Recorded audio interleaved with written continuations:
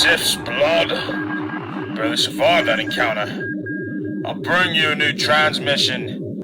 Vode An.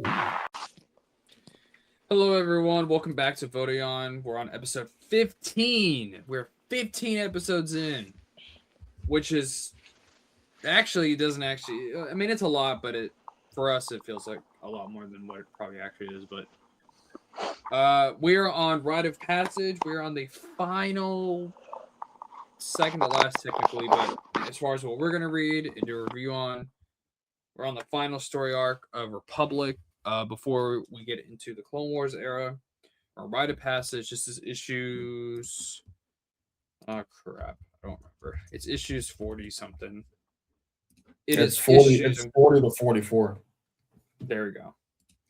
So it is written by the legendary duo, John Ostrander and Jan Drosema. Obviously Ostrander wrote the script. Drosema did the artwork. Let's talk about it. So it's 4-issue story arc, and it's about, as you can probably imagine, it's about Quinlan Vos and Aayla Secura. Basically, this is kind of the finale of their story before the Clone Wars starts, if that makes sense. The basic premise of the story is the next heir of the, I forgot the name, but like the leader of Clan Secura. It's a little boy. His name is Nat Secura. He is kidnapped by a rival clan, a renegade member of a rival clan, and he hires these people called the Morgukais. Morgukais. Yeah, they're like a legendary Nikto, mercenary group. They use Cortosis weapons, which it doesn't really work like Cortosis. Like, it doesn't, from what I know of Cortosis, but we'll talk about that later. So basically, it's a Nikto mercenary group, and Jedi Master Thulm, Aayla, they are on their way to rescue the child. Quinlan ends up getting involved, and Thulm ends up getting captured. And, of course, the renegade Twi'lek, his name was... He had a weird name. His last name was Finn. I don't remember his first name. His first name was strange. No, it was. I'm saying his clan name was Ren. It's Ren. Oh, it's Ren. Is it Ren? Ren. I'm pretty sure it was Ren. His name was this is where Kylo Ren got the name from. It was Karis Ren. Karis. There you go. I thought it was Kiara. I'm just gonna call him Ren because I'm not gonna remember the first name. But he ends up he captures Thul and this child, and we end up learning in the first issue that he's being hired by Count Dooku. Count Dooku's in the story, and basically what Dooku is trying to do is he's trying to install Ren, this renegade Twi'lek, as sort of the leader of Ryloth. That way he can profit off of the Ryloth spice mines. Trying to bring Ryloth into the fold of the Separatists rather than, take them away from the Republic.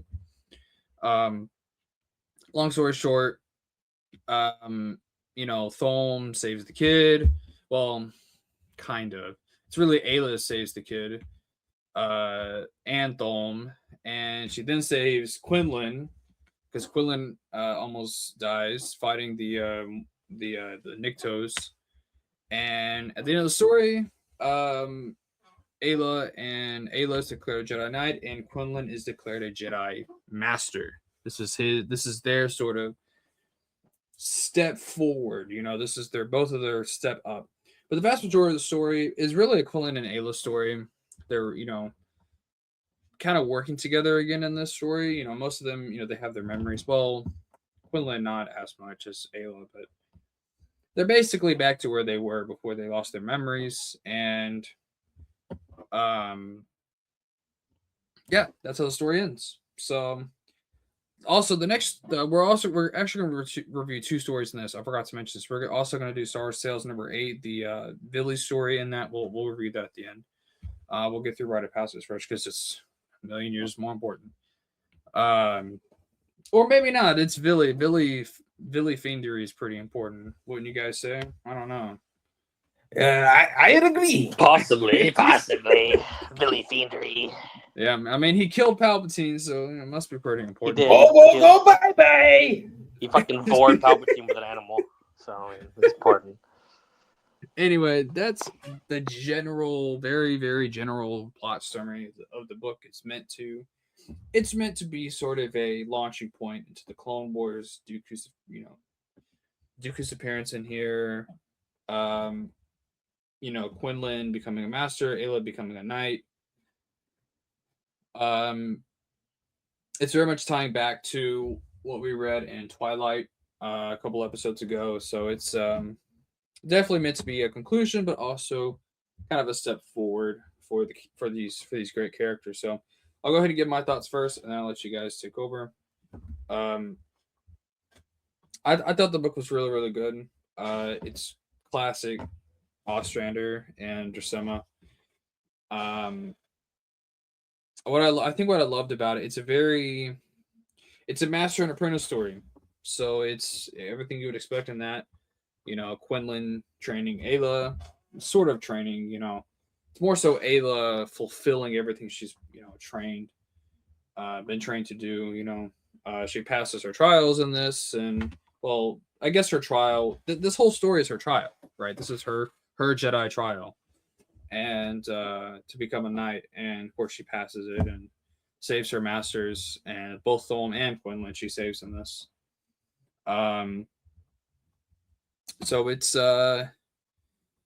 I really enjoyed it. There's a lot of great moments between Quinlan and Ayla in this. But I have some questions though, and I'm sure Tidus can answer this. But Ayla mentions in here that because of her Leku, she didn't really lose any of her memories, and I was confused because I know she originally did lose her memories. I was kind of confused at that. So that's something they talk about in Darkness, where they establish that even though she doesn't really remember anything, that is true. There's not a contradiction. It's just that she has to consciously dig up the memories from her Leku. But it's the Leku store their memories. It's like an extension of their brainstem or whatever. So it's they still remember things. It's just it may not come to them immediately, but it's the more she found her footing, it's she can remember everything from their past. Gotcha. Yeah, I was really confused. I don't remember that from Darkness, to be honest, but that makes sense. So they basically just have their subconscious memory is basically a lot better than humans, essentially. Because they have the Leku, which is an extension of their brain. So that makes sense. Like I said, Quinlan was good. I love this Quinlan because he's a wise Jedi. He's an experienced Jedi. He's wise. He has a reverence for the Force. You can tell in here that his training at the temple has really been paying off, or his retraining rather. He's a lot more I don't know. He's a lot more footed. That's not the word. I think he's a little more smooth, in terms of skill. That's right. He's a lot more. The dark side isn't as strong in this, and he's a lot more in control. That's the word. He's much more in control of himself in this story. So and Thulm is great. The other characters are really good. The Renegade Twi'lek, I thought he looked cool. In terms of his personality, he is kind of like all the other villains in the series. He's really not that different in terms of some motives and whatever he wants, but he's really obviously just a Count Dooku puppet, like a lot of the other past villains have been. Well, a lot of the past villains were Palpatine puppets. Either way, the point of these stories is kind of to show that that Palpatine and the Sith have kind of been in control of literally everything that's been going on in the galaxy at this point. So We even see that, I believe, we saw that in Acts of War. We saw that in Outlander. I think the Emperor was in that, or Palpatine was not Emperor yet. I don't know, but do you know what I'm talking about, Titus? Palpatine wasn't involved with Outlander. I think it was just an Acts of War. I don't know. I could have sworn it was something else, but he's been involved with everything basically. So that's kind of cool. I don't really have anything else. I don't really have any criticisms of it other than my copy of the book falling apart in my hands as I'm reading it. Haha, that sucked. Rip. But it is what it is. It's what happens when you buy the old Dark Horse trades. But yeah, so it's really, really good. So that's all I've got. Who wants to go next? I think I'll go. Well, I think for me, this comic was really, really, really, really, really good. But it's again like Lance said, it's a classic master apprentice story.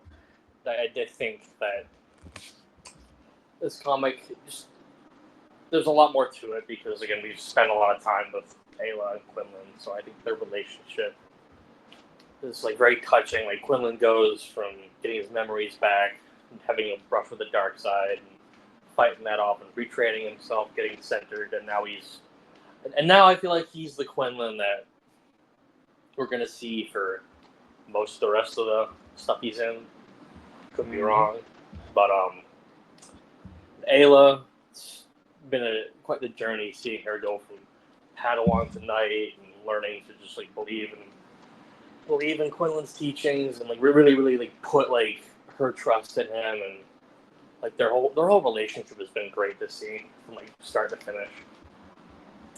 I also I want to say I dig Quinlan's like Padawan design, like the hair, and I like that.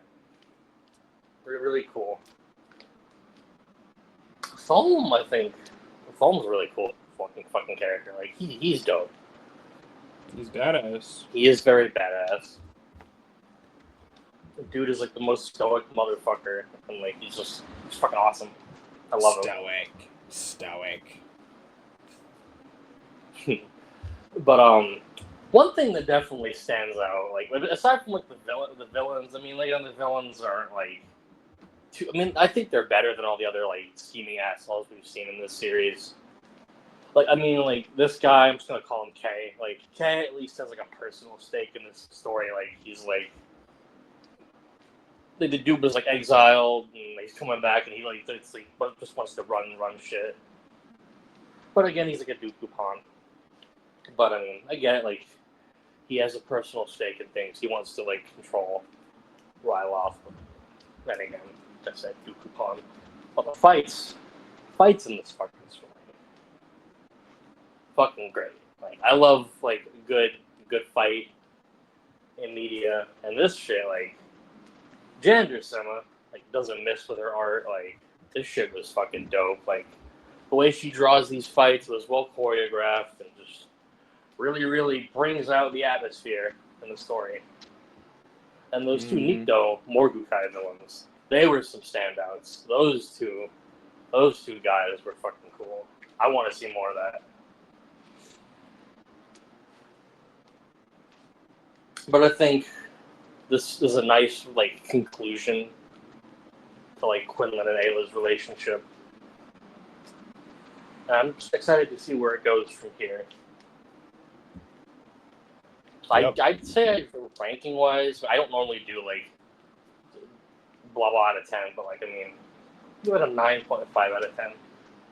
I really can't find any flaws or faults with this story. Like it's I'd have to put the comic under a microscope to like find anything, and like it's just I'd have to really look. Can't find really any faults in it. It's a solid comic. John Ostrander and Jandra Sema, the dynamic duo, they don't miss. So I'd say give this one a read if you haven't. But those are my thoughts. It is awesome.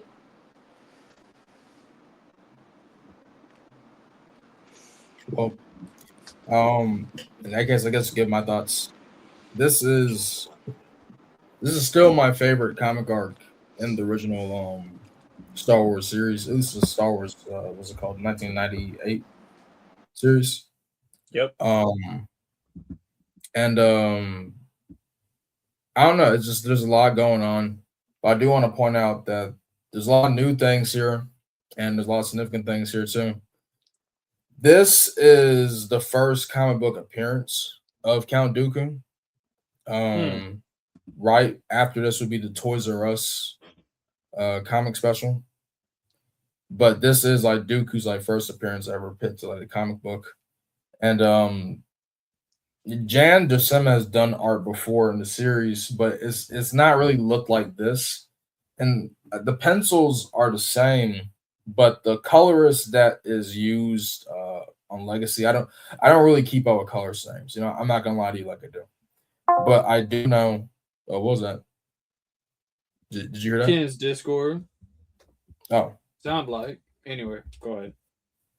but I was saying that the whole thing is that the colorists that we see in Legacy and Republic, they come in here. Like this is like where the iconic colors comes in, and like it looks more vibrant. The fights look, more kinetic, I guess. It's like I think Jan DeSema, her art is good on its own, but I do think what makes her art pop is the colors that she has here. So I have to give it credit for that. Yeah.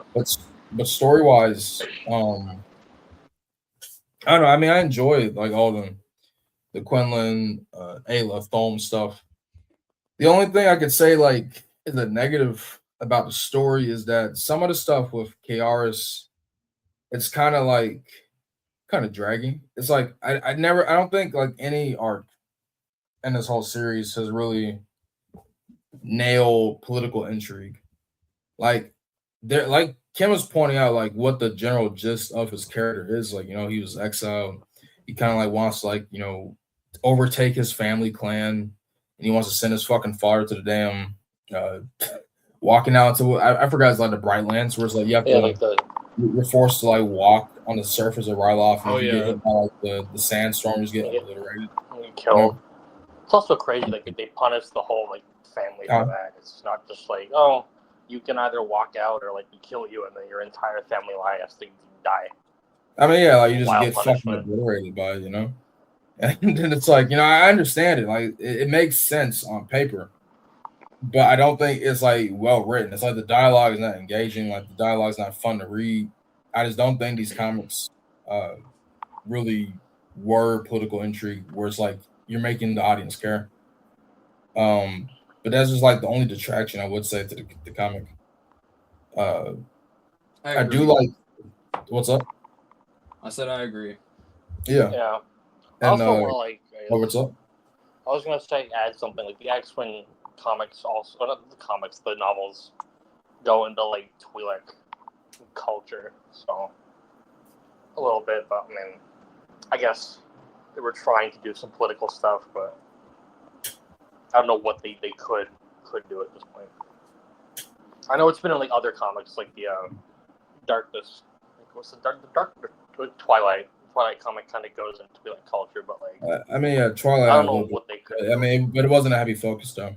Yeah. I was trying to finish my thought though, bro. I was trying to say that just speaking like the political injury aspect of the comic, they don't really nail it. But I do think that the character writing it does kind of like trump all of it. Specifically, I like the moment with Thome talking to. I think it's like Nat, not Nat, like Noel or Nat. Sakura is Nat. Little kid. Nat. Yeah, Nat, the little kid. Let's go. And I like the moment because it's like he's saying some, why do you spare me? Like, why do you care? And he's saying like, with life, there's like intrinsic value to every living being, like no matter like, what walk you come from. Even like his uncle, who's like kind of an asshole, he still believes that like, there's worth to it. And I think about like with Ayla and Quinlan's, development in the comics so far, is that a lot of it we don't literally see, but it's like it does kind of tie in nicely because Ayla doesn't really rub off a lot from Quinlan, but she does rub off like a lot from Thom, and you can infer that because when she fights Bach, she doesn't like go to kill Bach like Quinlan does for like to steer. At that she spares him because like she says like his life is valuable and like his chance of redemption is important. And Bach being like a prideful warrior, he just throws himself over the ledge. Like he doesn't really care for like the pleasantries of like being spared, like given another chance because like she thinks that it's worth in him. And I just think it's a low key way of like not explicitly saying this is the moment Ayla Secura learned a lesson from Thom. It's like they're showing through the dialogue and showing through character actions. They're like it's not just like spouting platitudes like well kid, don't you know I'm saying this to you to sound wise, but like it actually serves a point in the story.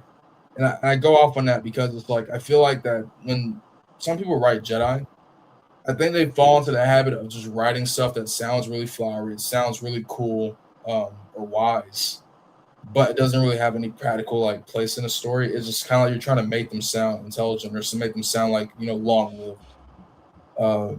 But I think talk is cheap unless like it actually has a place or a purpose in the characters, the story.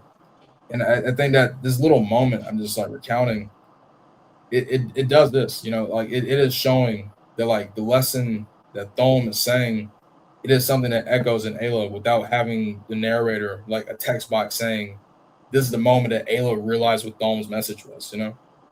Like it's like the comic isn't trying to like talk down to you. So I just like that. I will say that about Quinlan is that I remember when I was younger reading this, and I always felt like he was so drastically different. But I guess it does make sense because he went on his whole journey, and I don't know. I kind of feel like his personality change is that like he didn't really, because before I feel like he was more just kind of like dazed. Like Quinlan Voss was like more broody and he was kind of like walking in like a daze. Here he feels more known, like he knows himself better, but he also is like confident in himself. I think because he has moments where it's like he's being serious, he's being wise, but he also has moments where he's being like kind of like fiendish. He's kind of like being like brash. Like he I mean, he berates like Bach and like the smugglers in combat. It's like, no, he shows personality in those moments. Like he talks shit. It's like he's not like just like a pushover. Yeah, so he's not just like a really super serious by the books Jedi. So I think like whatever journey he went on, he discovered himself, became confident, like what he is, what he can do, what he's afraid of, and we're gonna see where this goes forward into Republic. But well, also Karis, he's gonna appear more in Republic too. Awesome. Yeah, like he's a recurrent villain. I'm not gonna spoil too much about him, but like, he does show up again. Badass. That's awesome. I like the best villain in the pre-Clone Wars stuff so far. I mean, I'm with Lance. Like his design alone just kicks ass. Yep, he's a badass looking character. Yep. I mean, the Morgukai, like they really. I mean, I was gonna get to them. Like, I really like them. I like Bach and I like Tassir, and it's not like a warrior relationship like Trandoshans, where it's kind of like they don't really feel like any concept of love or appreciation for like their young or their family. But it's like Tassir obviously does care for Bach. It's just kind of like he has to prove himself first. It's like it's tough love. I mean, yeah, and it's I think they mutually respect each other, mutually love each other, and it's kind of like why. Tassir, more than anything in the comic, like he wants Bach to fight. It's not like he's saying, "Oh, get the fuck behind me, dude. I'll handle this like a real man." He's saying like, I want you to fight beside me, but like, I also want you to earn the place, earn your stripes, basically. Yeah. So I really like that. I really like in a way, it's kind of like a parallel because we have the story where it's about like Quinlan finds his place, as a master. Ayla finds his place as a knight. And at the same time, even though maybe it's not as played up as much because he's kind of like a villain, and we're supposed to be focusing more on the protagonist characters, but Bach does kind of have like his coming of not coming of age, but like he does have like his coming of like How would you word it? Like His you trial know, by fire. yeah, I mean, like his Should I trial by say? fire. You know, like he has something like that. Like his rite of passage. yeah, his right. His own rite of passage. It's kind of That's the name, guys. That's the name. It's in the title. It's in the title. It's in the title, guys. But I mean, unironically though, I mean, he goes through one of his own. Like, you know, his father passing, like he has to kind of embark everything on his own. But it's not like his father like died like ashamed of him, like, you know, not proud of him. I mean, he passed like his test, like Bach passed his test. So Yeah. I'd say that to Seer, you know, and fucking, you know, Nick tell heaven, he's probably smiling down, looking at him, you know. Yeah. Nick Bach toe earned his battle heaven. If stripes. there's Yeah, ever and such a fucking thing. and Nick tell heaven, dude. If there's such a thing, you know. Yeah, that's what we would call hell, dude. Nick Toe heaven. I mean, hell, man, it might be hell, might be heaven. He's somewhere. This whole fight with Halo, I thought he was dead, and then like the next few pages, I'm like, oh, he just shows No. up. He just has an arm. Bot's a badass, dude. It's unfortunate because Bot doesn't really show up again until like towards the end of the Clone Wars. Oh yeah, because they have the Damn. whole. I think I. But don't tell Lance. Don't tell Lance. I'm not gonna say anything. Yeah, don't spoil it, dickhead. I don't know. Don't tell him. I don't know specifics. But You know because of YouTube videos. Don't yeah, tell because Lance. because the goddamn verses like people. Yeah, I know, dude. I know you know from YouTube, bro. I know. Yeah. Fucking Don't- goddamn don't- Quinlan versus. Bro, Yeah, watch his lore don't- videos. Watch Yeah, his lore yeah. videos. Someone's watching lore videos, eh? I mainly get all this Watching lore videos again, eh? Watching lore videos. No, don't even breathe what I'm not happens. gonna say Man. anything. But no, I mean it's a kick-ass comic though. Like it's very solid. I mean it's a good ending. Like I think this is a good conclusion. It's just kind of like a shame because I like the stuff that we got, but it's kind of like what I said on the other episode, where I just feel like that I do wish that some of these character moments were like longer, because I feel like that we don't really get like 3 arcs to spend with the characters like in a serious capacity, and I just wish that Quinlan Voss had been conceived like earlier, and that Ki-Adi-Mundi, he's cool and all at the beginning. I mean he's cool. But I do wish that the comic just began with Quinlan Voss and the whole series was about him, but it used the backdrop as like the prequel era. That would have been a lot cooler. Yep. I kind of forgot Ki-Adi-Mundi existed. Damn. I mean, literally because he stopped showing up. Like he's not even like a background character. Like he just stopped showing fucking up. Yep. Same with it's kind of like a Asherod Head. Asherod Head too. I mean, Asherod doesn't pop up to the Clone Wars again. It's like they got shelved in favor of Quinlan. I'm just thinking, like, dude, if you were gonna do that, why not just make the whole series Quinlan Voss face? You know? Yeah, that would have been dope. But I guess it's kind of like what TCW does, where it tries to flesh out the Jedi from the prequels, kind of, but like just barely spends any time with half of them. And it's just mainly Ahsoka, Anakin, Obi-Wan. I just don't think there was a direction. Like I feel like that there wasn't a plan of like whose story was gonna be next.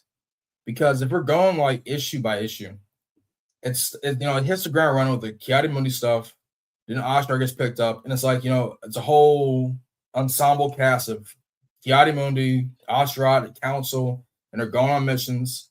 And then Aurra Sing pops up, and then that stops. So then they're like, well, fuck, dude. Like, we're at the end of their story. So what are we going to do next?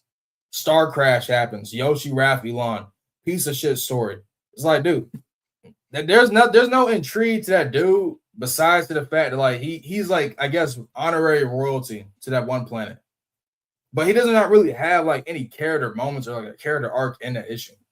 So what do we get after that? We get Quinlan Voss. We get what's it called? Twilight. We get that immediately after that Star Crash shit.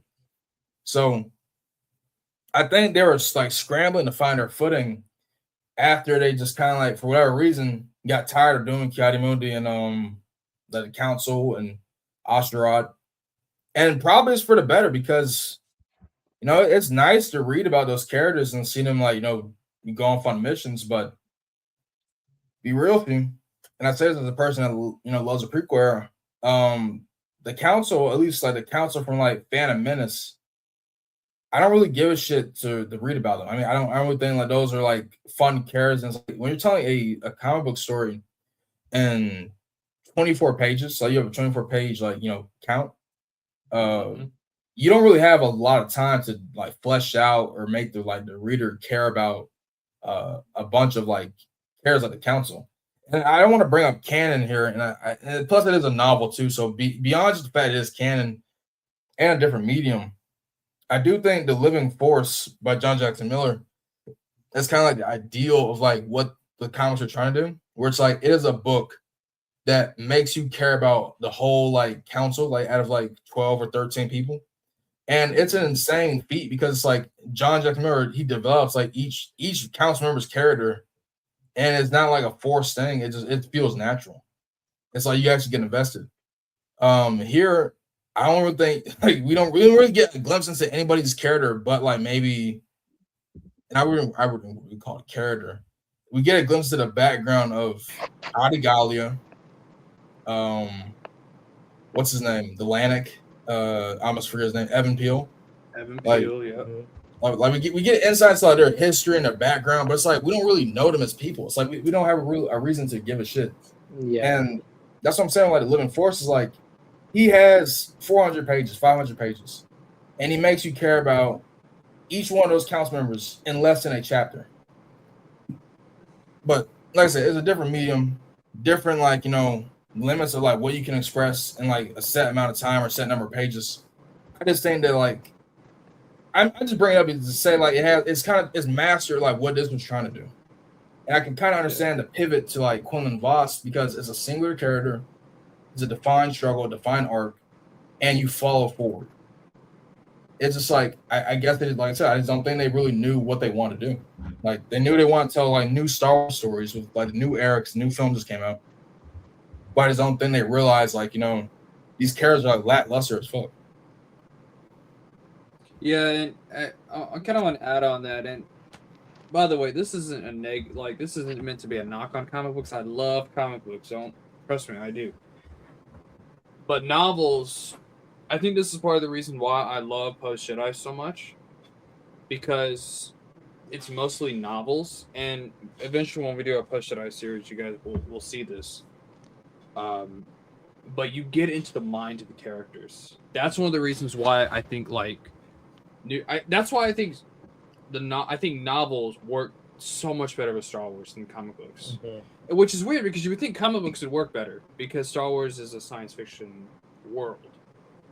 But at its heart, it's a fantasy world, and fantasies are better with novels. Again, not to knock on comic books. I think comic books are great. And I think these are great comic books. But to Tidus's point, I feel like maybe if it was like a novel format, we could get to know these characters a little better. Mm-hmm. So, that's my 2 cents on that. I mean, it's a good point. I mean, I wholeheartedly agree. It's like, I don't think because I mean, there are some comics that I think are better than some EU novels, but undoubtedly so. You are right, where it's like it's a more intimate experience of a book because you are inside the character's mind. It's like you get whole chapters worth of the character's feelings or thoughts. It's like you're actually learning them. Whereas with a comic book, it's like you kind of read in between the lines, like pay attention to their actions, the words they say. Unless it's like, you have a giant rectangular text box speaking to you what the character's thinking like you're a child. It's like you had to just kind of just read in between the lines, like what is what is there for you. Whereas a novel is pretty explicit with who the character is. Like it doesn't really play around with getting to the meat of who they are. So yeah, I mean, I and plus with fantasy, I mean, I agree there too. It's like it is a better medium for Star Wars in that sense. Yeah. But I do think comics they do deliver on the visual aspect of Star Wars. Like not to say every Star Wars comic looks like the movies because they don't, but it is interesting that it does build upon what the movies set down through a visual medium like comic books. Yep.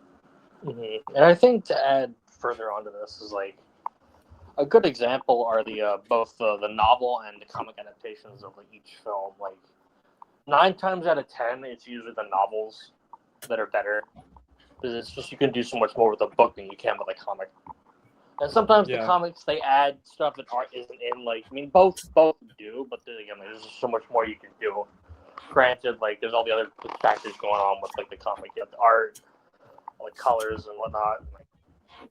But like with the books, you can just like I mean, even with the Attack of the Clones novelization. Like I haven't read the comic adaptation, but I mean, even though like the novelization is still like it doesn't add much.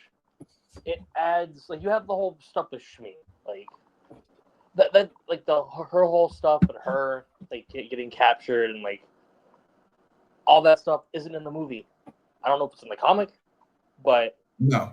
there's time that's dedicated to that just adds so much more to her character, and it kind of raises the stakes when Anakin goes to rescue her. So that's kind of the whole thing I'm making, like the whole point. And like I think a better example even would be Revenge of the Sith, Matthew Stover's epic like masterclass novelization, arguably outdoes the film. Like the film's entertaining, it's good. Does it have a lot of flaws? Yeah. Hell yeah, it does. The fucking novel elevates that shit and makes the movie like a 10 out of 10. Like that shit is like peak writing, peak EU. I will say this though about your general point. It's kind of like give or take because we first like establish which adaptations we are talking about. Mm-hmm. If we're talking about like New Hope, Marvel Comics versus like the novelization, they're not the same, but they are pretty close to just like a screen by screen, like or like a prototype version of the scripts. And there's stuff that the comic has that is I don't know. I guess what I'm trying to say is that the comics there's more creative liberties they're taking with the Star Wars novelizations, but like for majority of the time, it's like comics don't really have the time to like espouse the same stuff that like the novelizations say. But generally speaking, like the events that unfold and the imagery that's being shown, it is like kind of like what an early version of the draft was. Like for Empire Strikes Back, the Marvel Comics version, Yoda is a blue elf. Like he has like pointy, dumb blue ears, and it's the same thing with the damn Donald F. Gluck, like Empire Strikes Back novelization. Mm-hmm. It's like Yoda is described to be like a blue elf, like literally. Yep.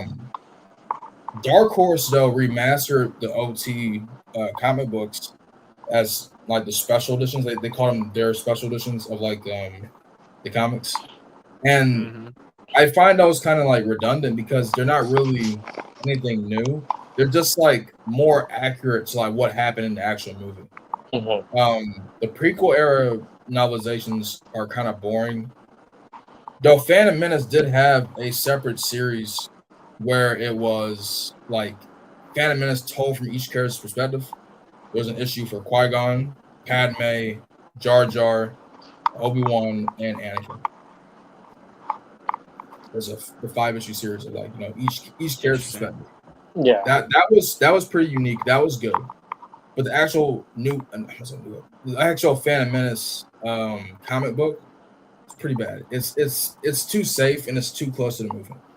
Attack of the Clones, same thing. Revenge of the Sith, it's too close to the movie. It's just less in the comic book than the movie.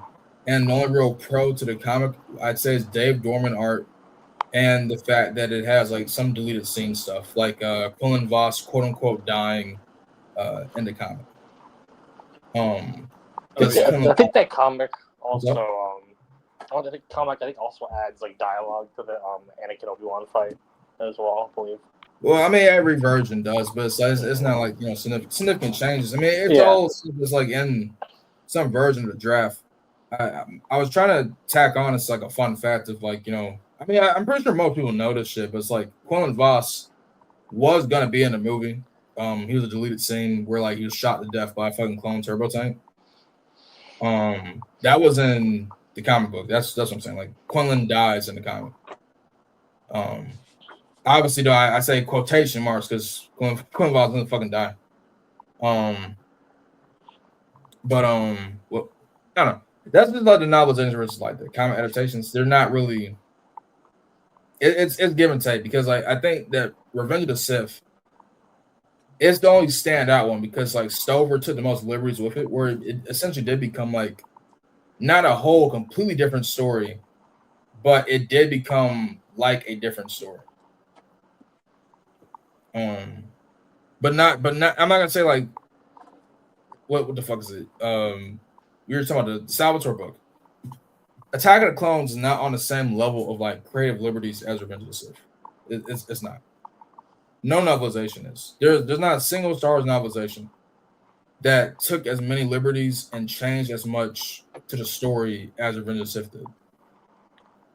So I guess what I'm just trying to say, I don't think the comparison is completely fair. That's kind of what I'm saying to you, Ken. I get what you're saying. I do. I said I do get it. I understand, and I think I do see that on a point. Because like I mean, from I haven't read like a lot of like the comic stuff, so like I'm just going off what I know of the novels and like I guess for, like panels I've seen on the internet, I'll like skim through them at like Barnes and Noble or whatever. And I mean, the novels, in my experience, seem to be like better because you can just do more with them. But the points you're making are completely valid. No, they're not better, not by much. I mean, the general point I'm just saying is that, and a lot of EU fans do think this because I think that Revenge of the Sith, like people don't really recommend to read Revenge of the Sith novelization, but like when people read that for the first time, they get tricked into thinking that every novelization is going to be like that. But no, you'll be surely disappointed because no novelization tells a story like that book. Yep. And I want to add to like because I know I've seen people online review those prequel books. I'm not gonna say no names, and they were making it seem like, oh yeah, you know, Phantom Menace, Attack of the Clones are way better than the movie, when they're not different at all. Phantom Menace is probably better than Attack of the Clones solely on the fact that it mentions Darth Bane, but other than that, I think the books are pretty. I haven't read Phantom Menace novel, so I can't comment on that. But I can comment on Attack of the Clones, which we reviewed already, and it's the movie pretty much verbatim. There is an extra scene at the beginning with Shmi and the Lars. That's it. But that's unironically the best part of that damn book. It is. I mean, yeah, the most unique part is the best part. And I think the movie. Yeah. Watching a movie was like more fun than reading that 300-page piece of bullshit, you know? Yep. I mean that book is so to the movie and not really to the EU, even though it is EU, but it's more so to the movie to the point that it doesn't even mention that Jango wears Mandalorian armor. It doesn't even mention the name Mandalorian. It doesn't even mention that. Yep. Which I think is stupid. And also, like, another point is you'd fucking think, like, it would make the romance a bit more bearable. It just does nothing with that. It just, like, copies it from the movie. I mean, that goes to what I'm saying, though, Ken. It's like, these books are not, like, unique things. They're, like, just doing teleplays. It's like, they're just, like, taking, like, some version of the damn, like, draft, like a draft of the script, and they're just, like, writing it as prose. I mean, that's why like, the romance is still like stilted. It's still like not unbearable. It's just like mid. It's kind of like, you know, dumb. Middle of the road. It's like there's nothing to change. Like there's nothing. Nothing was changed. I think let me put it this way. The first two prequel novelizations feel like novelizations of the film, while Revenge of the Sith felt like the movie was an adaptation of the book. Like the book came out first. That's what it felt like. So I hope that makes sense. Does that make sense? I think. I get what you're saying. It's like, you know, it's so good where like the movie does feel like a fucking adaptation. Yeah, I feel like it's so good, and then you watch the like a cheap adaptation of the book. I think I should like add on to my own point is like. I think the whole thing I wanted to like make is that like the novelizations should be good. It should be better in content, but they're like most of the time they're not. They're just straight verbatim the film, but on a page. Yep, and maybe the novelizations will include like some deleted scenes from the movies, but other than that, not really. That's it. I mean that's almost like IP fiction movie novelizations go. It's seldom where it's like completely really original thing like Revenge of the Sith. The only thing I can really think about it, like from what I know, is the Fantastic Four novels, like the movie ones from back in the day. It's like Mm-hmm. those just have like completely insane, crazy endings, and the Transformers novels, like those have like completely unique endings. Where it's like you couldn't even like reconcile like that shit's the same story as the movie. The other Um, franchise, or as what's up?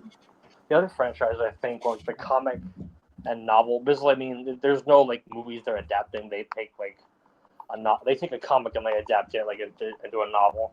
The alien stuff. Some of the alien like the plots, especially in the books, are changed from like how they add, they remove, they take things, and so some of the plot points in the novelizations of the original comics they're based on are drastically different. Yeah, And I think the Earth War trilogy is a good example. Like, there's whole plot points that like are either added or dropped, and stuff that is expanded upon. But I will not say what because spoilers. fair If enough. anyone Well, wants to read them. Well, I was gonna mention that, and we kind of did go on like a long departure from like Rite of Passage, but yeah, I was about to say we kind of went on a little Yeah, tangent, which yeah, is fine. little That's we what this went is off tangent. the about. rails. I was gonna say that like I'm pretty much done with my thoughts on the comic book. I just think like it all around it's pretty good. The only detraction is like the politics is kind of boring. Like it's like like you almost might fall asleep, type of shit. Yep. Yeah, I agree. The politics in the book Yeah, the wasn't the politics best. was a little. It did drag. I like to add to my point earlier though about like the whole like the culture being in other like pieces of media. I think in this case it's that they just didn't want to retread like old stuff that they know like has already been tackled. That's why it feels so dragged out. They just had to pad it out. Which man, it is what it is. I do think. Oh, I will say this. I will make a small little announcement here. But when we do get to Revenge of the Sith, we're gonna do a live stream of that because that'll be I think a pretty big deal. I think it'll certainly be worth it because I know that novel is extremely popular and I haven't read it. So, but anyway, that's way down the road. I think we do got all of our thoughts though on Rite of Passage. Pretty good, not perfect. Would have been better. I think a lot of these stories would have been better if Quinlan was more like what Tidus was saying, more planned out. I think it would have been even better in a novel format, but that's just me. Again, not to knock on comic books, but I just think Star Wars in general is just better in a novel. That's just my opinion. I think that's why like post Jedi stuff is like it's my favorite, but I have like a genuine emotional connection to those characters, and a lot of it is because they're told in a novel format. But anyway, go ahead, Ken. I also think it goes without saying the reason why the post Jedi stuff is so good in novel form is because it's not based on anything. They're telling a completely original stories. Like NJO is a good example. They're not bound by any constraint. I mean, I guess they technically were Lucasfilm like story group behind the scenes, but like they're not bound by the constraint of an adaptation. They could just tell their own story, put it to page, and have a bunch of books, and it's well worth it. Yep. Let's go ahead and talk about Star Wars Tales number 8, the Village Story, and then we'll close this out here. It's basically a short story. It's in Tales, Star Wars Tales. It's not on the timeline, or the reading order that we had, but we went ahead and read it anyway because it's Billy, and Billy is fiendish and funny as hell. We ended up reading it because I was saying yesterday that it technically ends on a cliffhanger, Dead Running version. Yep, but like that's true. this like picks up like where the ending left off. Yeah, it does. You're right. But Titus, do you want to give like a brief summary? The comic is basically like he gets the job. Of course, I don't remember the race, like the spy from the New Hope. I don't remember what they're called. He gets the job. He stops by Watto's shop. It's funny because like he literally sees like Shmi in the background, and it's like he just goes on about his day. But then he has like to deliver like a princess back to her home world, and he thinks it's gonna be a piece of cake because it's like she's like a little dainty woman. Billy, he's got his he's got it. He's got it. He's got it. Everybody's got it. And then what happens is that as soon as he engages in hyperspace, going to like her home world. And by the way, she's like a feline. She's like a feline woman. So when he's going through hyperspace, she mentioned that she like kind of gets restless or like gets sick in hyperspace, and like he just plays it off like a joke because Billy doesn't really take anything too seriously. But once he comes out of hyperspace, he didn't realize that like she's completely transformed into like some damn lion, like a lion with like protruding claws and spikes out of her, and he's just trying to survive on the ship. He survives and he dumps her off on her planet and he gets the hell out of there. And that's basically the whole story. Yeah, it's definitely a what would you say, a comic of all time. Kind of a joke comic, not meant to be taken too seriously. It's canon, but I guess we'll give my thoughts first. I mean, I thought it was interesting. I thought it was I thought it was funny at the end where he just left the damn pit droids with the cat people. I thought that was funny. Otherwise, I didn't really care for the comic. I mean, I didn't really think it was that funny. It's nowhere near as funny as the Everonian version. But, that is true. Like I said, I thought the ending was kind of funny, kind of full circle, haha. But other than that, I didn't think it was that funny. But yeah, that's my general thoughts. The comic was a pretty it wasn't like crazy funny. It had its moments, but like it wasn't like terrible. If you want a continuation of Billy's story, like here you go. I think the one thing I thought was like funny at the end where like he goes like delivers stuff the princess off and he's like, hey, can I have my money now? And they're like, oh well, here's another trigger these cat people have. You can turn them into fucking monsters as money. I thought that was funny. They're greedy. The money in hyperspace. It reminded me of a damn Dragon Ball character, like character from Dragon Ball. What was that character's name? It seemed like she'd be like a Dragon Ball character. Like who? Puar? The character who, if she sneezes, she. Launch. Oh yeah, launch. That's what that reminded me of. It reminded me of something like you would see in Dragon Ball. Nah, that is true. It kind of does remind me of that. I mean, shoot. Is that all you had to say though, Ken? Just that part was like I thought was funny. I mean, in the comic, it was a fun little continuation, but like nothing crazy. I mean, no, it's most definitely not like an insane comic. It's just like for completion's sake. So no loose ends.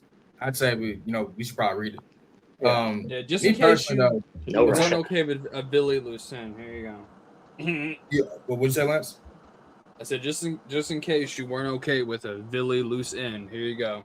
I mean, hey man, remember some people want to know the full story of Billy, bro. Yeah, I mean, I guess he's a legend.